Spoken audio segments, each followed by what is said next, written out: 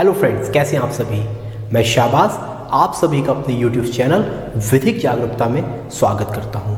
और आज हम अपनी लेक्चर सीरीज का 4th लेक्चर लेके आपके सामने हाजिर हैं। और आज हम बात करने वाले हैं अपने लेक्चर सीरीज में इन टॉपिक्स के बारे में। तो पहला टॉपिक्स होने वाला है डेफिनेशन ऑफ एक्सेप्टेंस। एक्सेप्टेंस की डेफिनेशन जो हम एग्जाम्पल के माध्यम से समझने वाले हैं। दूसरी चीज जो हम देखने वाले हैं वो है प्रॉमिस की डेफिनेशन। कैसे कोई एक्सेप्टेंस प्रॉमिस में कन्वर्ट होता है, इस चीज को भी हम देखेंगे। इसको भी हम एग्जाम्पल के माध्यम से देखने वाले हैं। और जब कोई प्रॉमिस बन जाता है तो कैसे एक व्यक्ति प्रॉमिसर और प्रॉमिसी में कन्वर्ट होता है, ये भी हम आज अपनी लेक्चर सीरीज में देखने वाले हैं। इसके बाद लीगल रूल्स, कुछ हम लीगल रूल्स देखने वाले हैं जो किसी एक्सेप्टेंस को वैलिडिटी प्रदान करते हैं। देखिए, हर चीज को लेकर कुछ टर्म्स एंड कंडीशंस होती हैं। अब कोई एक्सेप्टेंस वैलिड होगा या नहीं होगा वो इन्हीं रूल्स पर डिपेंड करेगा। तो आज हम वही रूल्स देखने वाले हैं कि जो किसी एक्सेप्टेंस को वैलिडिटी प्रदान करते हैं। और आखिरी चीज इंपॉर्टेंट केस लॉज, जो एक्सेप्टेंस से रिलेटेड इंपॉर्टेंट केस लॉज है, आज हम उनको इसमें देखने भी वाले हैं और कुछ केसेस को हम अंदर से भी पढ़ने वाले हैं। सबसे पहले हम बात करने वाले हैं डेफिनेशन की। तो डेफिनेशन में हम जिसके बारे में बात करने वाले हैं वो है डेफिनेशन 2B के बारे में। 2A के बारे में जो प्रपोजल की डेफिनेशन है वो हम अपनी प्रीवियस वीडियो में उसके बारे में बात कर चुके हैं। तो 2B में वैसे दो डेफिनेशंस आती हैं। एक डेफिनेशन एक्सेप्टेंस अर्थात प्रतिग्रहण और दूसरी डेफिनेशन प्रॉमिस अर्थात वचन की आती है। तो सबसे पहले हम देखते हैं डेफिनेशन ऑफ एक्सेप्टेंस। तो डेफिनेशन ऑफ एक्सेप्टेंस पहले बेरेक्ट के माध्यम से समझते हैं, फिर उसके संबंध में हम एक एग्जाम्पल देखेंगे। तो बेरेक्ट में बोला गया है व्हेन, जब the person to whom proposal is made, जब जिस व्यक्ति के समक्ष प्रपोजल किया गया था अर्थात जिस व्यक्ति के समक्ष प्रस्ताव किया गया था, सिग्निफाइज हिज असेंट, अपनी अनुमति संज्ञापित करता है अर्थात अपनी अनुमति देता है। देयर टू, किसके समक्ष, वो दे देता है।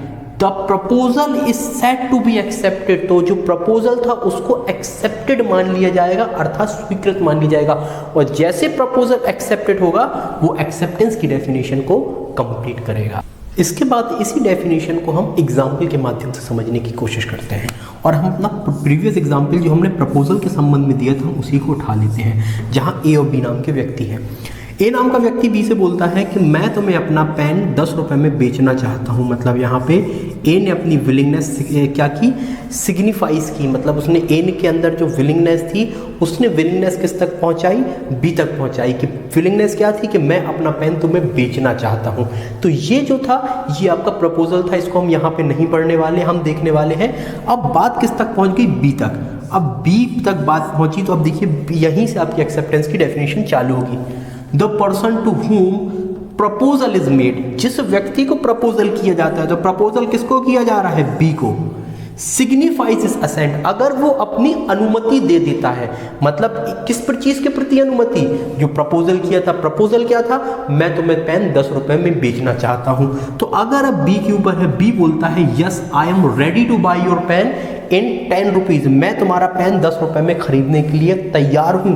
तो जैसे इसने यस बोला मतलब इसने अपनी अनुमति दे दी। तो जैसे अनुमति दी जाती है तो the proposal is said to be accepted, तो वो प्रपोजल एक्सेप्ट मान लिया जाता है। तो ये मान लिया जाएगा कि बी ने इसे बोल दिया कि यस, मतलब अगर जो प्रपोजल किया गया था उस प्रपोजल पे हाँ बोल देता है बी नाम का व्यक्ति, जिसको प्रपोजल किया गया था, तो वो एक्सेप्टेंस मान लिया जाता है। और इन कंडीशन अगर वो नो बोलता तो यहाँ पे आपका जो कॉन्ट्रैक्ट बनने वाला था वो कॉन्ट्रैक्ट बनने तक पहुंचेगा ही नहीं, वहीं पर खत्म हो जाएगा। क्योंकि हम यहाँ पे अब इनको चीजों को देखने वाले हैं। यहाँ पे देखिए हमने लिखा है एक्सेप्टेंस, ये एक्सेप्टेंस की बात हो रही है। It is a second step toward contract, मतलब जो कॉन्ट्रैक्ट बनता है वो सीढ़ियों से बनता है। देखिए डायरेक्टली कोई कॉन्ट्रैक्ट नहीं बन जाएगा, समझिए ये कॉन्ट्रैक्ट है। तो पहली सीढ़ी हम अपन पढ़ चुके हैं। तो पहली सीढ़ी क्या होती है, प्रपोजल। वैसी दूसरी सीढ़ी क्या होती है, एक्सेप्टेंस। एक्सेप्टेंस के बाद भी कुछ कंडीशंस आती हैं, फिर जाके वो कॉन्ट्रैक्ट बनता है। तो जो कॉन्ट्रैक्ट बनने की दूसरी सीढ़ी होती है वो आपकी क्या होती है, एक्सेप्टेंस। दूसरा एक्सेप्टेड बाय, यहाँ पे स्वीकार किया जा रहा है। अब ये स्वीकार कौन करेगा, तो देखिए स्वीकार कौन कौन कर सकता है। पहला बात प्रपोजी, ये प्रपोजर है, ये प्रपोजी है। जिस व्यक्ति को प्रपोजल किया गया था वो व्यक्ति प्रपोजल को एक्सेप्ट कर सकता है अर्थात प्रपोजी। हम इसको बोल सकते हैं बी नाम का व्यक्ति। तो एक तो बी कर सकता है, दूसरा बी के साइड से कोई ऑथराइज एजेंट, बी ने अपना कोई एजेंट बना दिया है, क्योंकि एजेंट बना सकता है बी, और अगर बी ने कोई अपना ऑथराइज एजेंट किया है तो वो भी उसको एक्सेप्ट कर सकता है। इसका मतलब हुआ कि कोई थर्ड पार्टी जो स्ट्रेंजर की कैटेगरीज में आता है वो इसको एक्सेप्ट नहीं कर सकती। और फिर इसके बाद है वंस एक्सेप्टेड, जैसे ही प्रपोजल एक्सेप्टेड हो जाएगा, मतलब जो टर्म एंड कंडीशन फुलफिल हो जाएंगी और जैसे ही प्रपोजल एक्सेप्ट कर लिया जाता है तो उसको बाद में क्या नहीं कर सकते हैं, हम रिवोक नहीं कर सकते, क्योंकि रिवोक के साथ भी कुछ शर्तें हैं।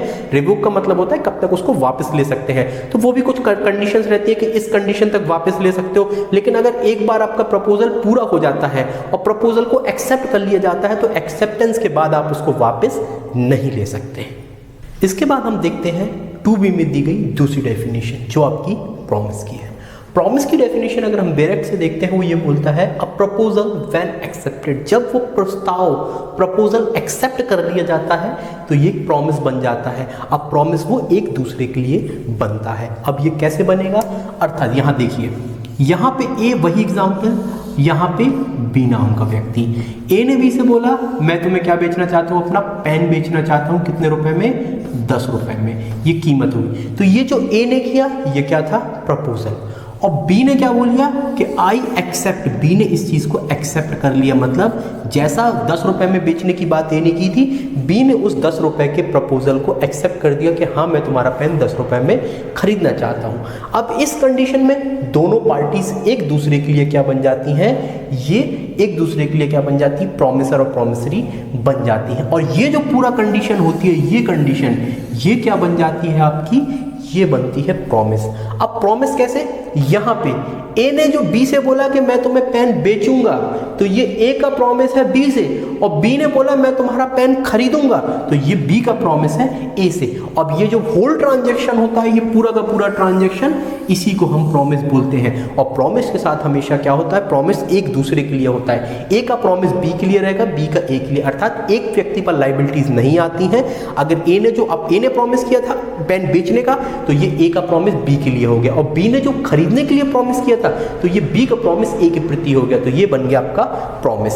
अब प्रॉमिस के साथ साथ हम डेफिनेशन अगर 2C में आते हैं, जब आपको प्रॉमिस समझ में आ गया होगा, जो होल ट्रांजैक्शन हो गया ये प्रॉमिस हो गया। इसके बाद डेफिनेशन हम 2C में आते हैं, यहाँ पे प्रॉमिसर और प्रॉमिसी की डेफिनेशन आती है। जब प्रॉमिस बन जाता है तो एक व्यक्ति प्रॉमिस करने वाला होता है, एक प्रॉमिस को एक्सेप्ट करने वाला होता है। अब देखिए, the person making a proposal, अब जो व्यक्ति प्रपोजल कर रहा था, प्रपोजल कौन कर रहा था, ए, इज कॉल्ड प्रॉमिसर। इसको हम क्या बोलेंगे, प्रॉमिसर बोलेंगे। अर्थात जो ए नाम का व्यक्ति प्रॉमिस कर रहा था, क्या प्रॉमिस कर रहा था ए नाम का व्यक्ति, कि मैं तुम्हें 10 रुपए में पेन बेचूंगा, तो इस कंडीशन में ए आपका हो गया promiser. The person who accepting, जो उसको एक्सेप्ट कर रहा था, यहाँ पे इस कंडीशन में एक्सेप्ट कौन कर रहा था, बी उसको एक्सेप्ट कर रहा था, तो बी कौन हो जाएगा आपका, प्रॉमिसरी हो जाएगा। तो जो प्रपोजल करता है वो प्रॉमिसर, और जो प्रपोजल को एक्सेप्ट करता है वो प्रॉमिसरी हो जाता है। इस प्रकार आपकी 2A 2B 2C आपकी कंप्लीट हो चुकी है। अब हम अपने वीडियो का चौथा पॉइंट देखने वाले हैं, जो बात करता है legal rules relating to a valid acceptance. वह कौन कौन से रूल्स हैं जो किसी एक्सेप्टेंस को वैलिडिटी प्रदान करते हैं, अर्थात कोई एक्सेप्टेंस कब वैलिड होगा या नहीं, वो इन पॉइंट्स पर डिपेंड करता है।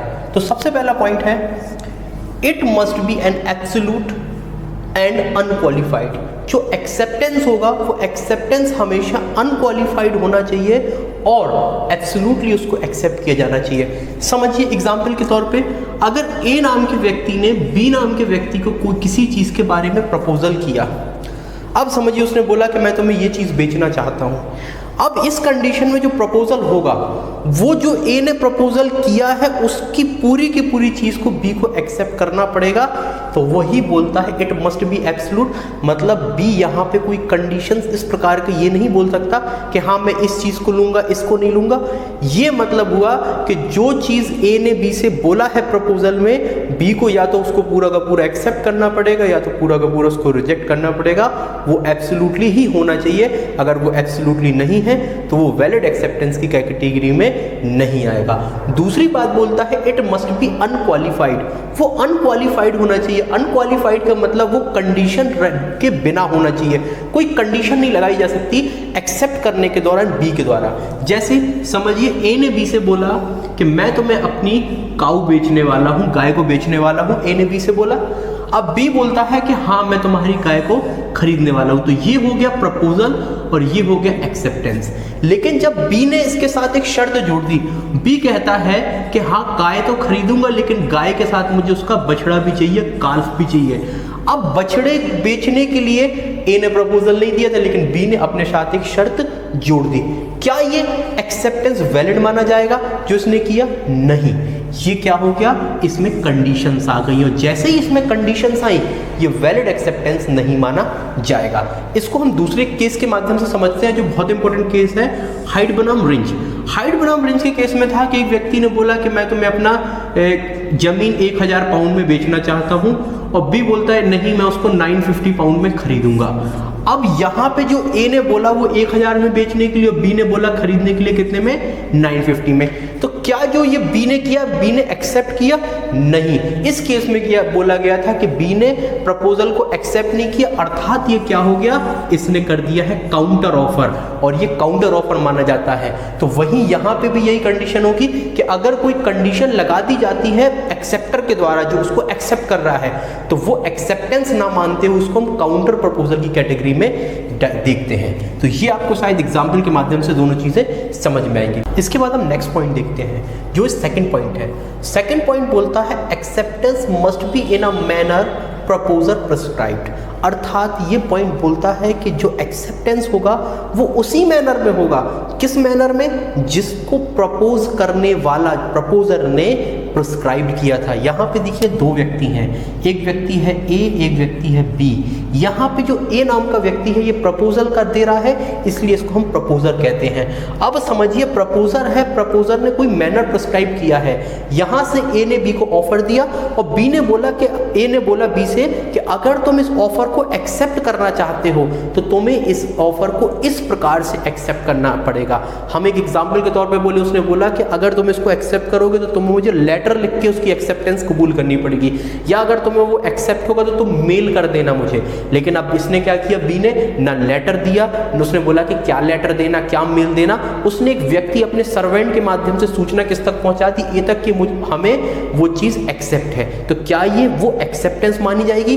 तो ये कंडीशन बोलती है तो ये एक्सेप्टेंस नहीं मानी जाएगी, क्योंकि एक्सेप्टेंस उसी प्रकार से होनी चाहिए, उसी मैनर में होनी चाहिए जिस मैनर में प्रपोजर चाहता है, और अगर वो उस प्रकार से नहीं की जाती तो वो वैलिड एक्सेप्टेंस की कैटेगरी में नहीं आएगी। ये छोटी छोटी बारीकियां हैं जिन चीजों का हमें ध्यान देना होगा।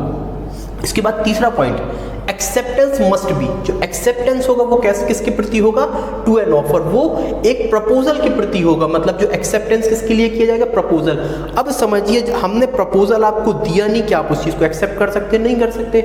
हमने प्रपोजल आपको किसी और चीज का दिया, क्या आप उस चीज को जिसके बारे में प्रपोजल दिया क्या उससे हटके किसी चीज को एक्सेप्ट कर सकते हो? नहीं कर सकते। हमने आपको ऑफर दिया ही नहीं या ऑफर के बारे में आपको जानकारी ही नहीं है, क्या आप उसको एक्सेप्ट कर सकते हैं? तब भी आप उसको एक्सेप्ट नहीं कर सकते। बड़ा लीडिंग केस है लालमन शुक्ला वर्सेस गौरी दत्त का, इसको हम देखने की कोशिश करते हैं और इस चीज को समझते हैं। यहां पे क्या था, एक लालमन शुक्ला जी थे, ये बड़े अमीर आदमी थे। इनका क्या होता है, नेफ्यू खो जाता है, मतलब इसका भतीजा वगैरह इनका क्या होता है, वो खो जाता है, नेफ्यू इनका खो जाता है। इसके बाद ये क्या करते हैं, इनके घर पे नौकर थे लालमन शुक्ला के, जैसे हम लिख देते सर्वेंट 1, सर्वेंट 2, सर्वेंट 3 और सर्वेंट 4, बहुत सारे इनके पास नौकर थे। तो इन्होंने नौकरों को आदेश दिया कि तुम लोग जाओ और जल्द से जल्द मेरे क्या हो, नेफ्यू को ढूंढ कर लाओ। तो सारे लोग क्या कर गए, नेफ्यू को ढूंढने चले गए। ये लोग चले गए।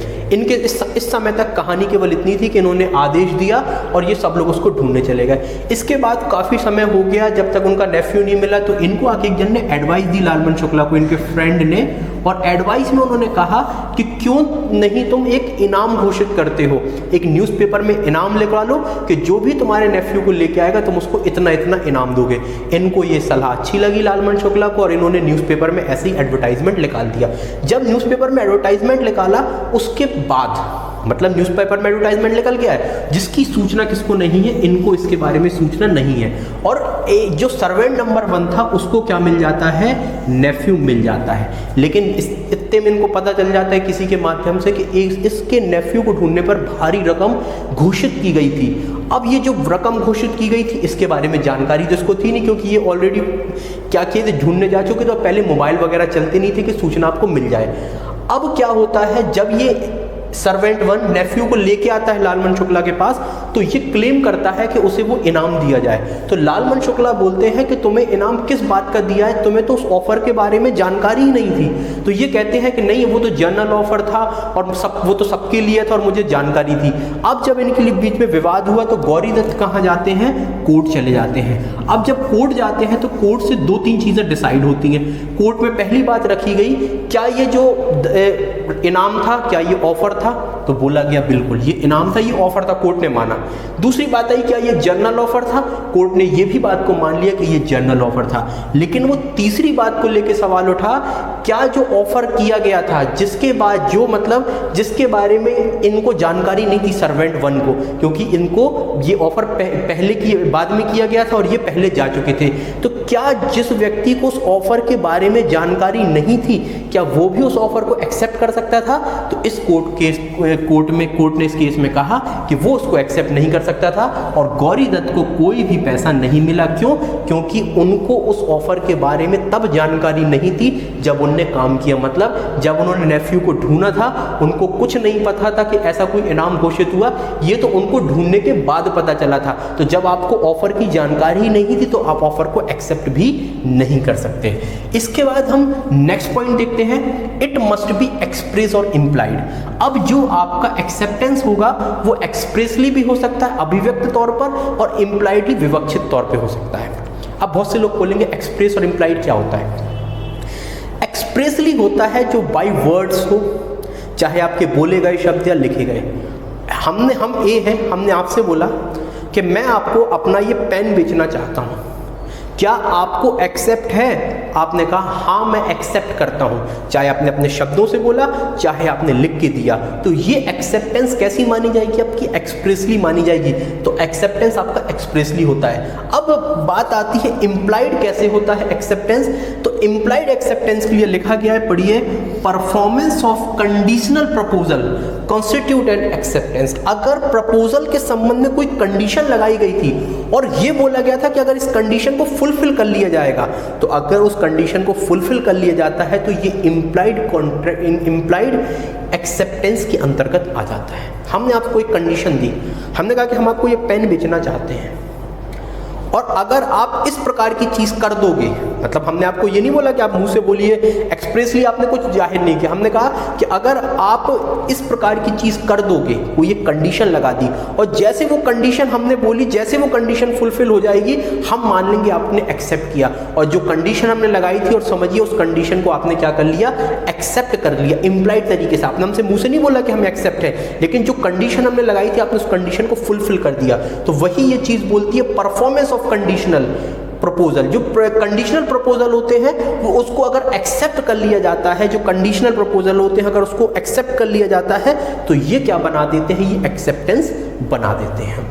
इसके बाद हम नेक्स्ट पॉइंट देखते हैं, a proposer can not impose an obligation. जो प्रपोजर होता है, देखिए दो पार्टी होते हैं, ए और बी, हम बार बार पढ़ रहे हैं। ए जो प्रपोज कर रही है, मतलब प्रपोजल दे रही है, ऑफर दे रही है, तो जो ए होगा ये कौन होगा, प्रपोजर। तो अगर हम आपको ये पेन देने की बात कर रहे हैं, हमने कहा कि हम आपको ये पेन बेचना चाहते हैं, तो इस कंडीशन में हम कौन हो गए, हम प्रपोजर हो गए, और आप कौन हो गए, आप एक्सेप्टर हो गए अगर आप उस चीज को एक्सेप्ट करोगे, या प्रपोजी हो गए, प्राइमा फेसी आप कौन हो गए, प्रपोजी। अगर ए ने क्या किया है, ये प्रपोजर हो गया, ER आप लिख लीजिए प्रपोजर, और ये प्रपोजी हो गया। क्या ये proposer A can not impose an obligation, कोई बाध्यताएं नहीं डाल सकता, क्या बाध्यताएं नहीं डाल सकता, टू एक्सेप्ट अपॉन प्रपोजी। जैसे आप और हम, देखिए हम कौन हो गए, प्रपोजर, आप हो गए प्रपोजी। हमने कहा हम आपको ये पेन बेचना चाहते हैं, इस कंडीशन में हम प्रपोजर हुए और आप प्रपोजी। तो क्या हम इस प्रकार से बाध्यताएं आपके ऊपर डाल सकते हैं कि आपको पेन खरीदना ही होगा या आपको पेन 10 रुपए में लेना ही होगा? इस प्रकार का अगर प्रपोजर कोई ऑब्लिगेशन प्रपोजी पर डालता है, अगर हम कोई ऑब्लिगेशन आप पर डालते हैं इस प्रकार की, तो ये वैलिड एक्सेप्टेंस नहीं होगा। मतलब किसी भी प्रकार से प्रपोजर प्रपोजी को बाध्य नहीं कर सकता उस चीज को एक्सेप्ट करने के ऊपर। ये किसके ऊपर होगा? प्रपोजी के ऊपर होगा, चाहे वो उस चीज को एक्सेप्ट करे या नहीं। भगवान दास वर्सेस गिरधारी लाल का जो एक केस है, ये इसमें एक लीडिंग केस के तौर पे आता है। इसके बाद हम जो नेक्स्ट पॉइंट पढ़ेंगे वो है proposer can only be accepted. ये हम ऑलरेडी पहले भी पॉइंट पढ़ चुके हैं, लेकिन फिर भी बता देते हैं। जो प्रपोजल होगा, प्रपोजल को एक्सेप्टेड किसके द्वारा किया जाएगा? या तो प्रपोजी, मतलब ए ने प्रपोजल दिया बी को, तो अब जो प्रपोजल होगा एक्सेप्ट हो या तो वो बी के द्वारा किया जाएगा और हिज एजेंट, मतलब या तो बी के द्वारा किया जाएगा या बी का जो एजेंट है उसके द्वारा किया जाएगा। इसका मतलब सीधा सीधा समझ में आता है कि कोई भी थर्ड पार्टी या जो स्ट्रेंजर है, जिसका कॉन्ट्रैक्ट से कोई लेना देना नहीं है, जिसको ना प्रपोजल किया गया है ना वो किसी का एजेंट है, वो प्रपोजल को एक्सेप्ट किसी भी कंडीशन में नहीं कर सकता। तो ये सारी बातें हुई। अभी हमने मेनली क्या क्या चीजें देखी? हमने देखा एक्सेप्टेंस क्या होती है, हमने देखा प्रॉमिस क्या होती है, हमने देखा प्रॉमिसर प्रॉमिसी कौन होते हैं, और हमने वैलिड कंडीशंस देखी। ये हमारी लेक्चर सीरीज का चौथा वीडियो था। अगर आपको हमारी लेक्चर सीरीज के वीडियो अच्छे लग रहे हो तो वीडियो को लाइक करें, चैनल को सब्सक्राइब करें और वीडियोस को शेयर करें, जिससे आपके फ्रेंड्स भी इस लेक्चर सीरीज का फायदा उठा पाएं। और अगर आपको कोई टॉपिक लॉ से जुड़ा जानना हो तो आप हमें कमेंट बॉक्स पे कमेंट कर सकते हैं। हम जल्द से जल्द आपके कमेंट का आंसर देंगे। Thank you for watching.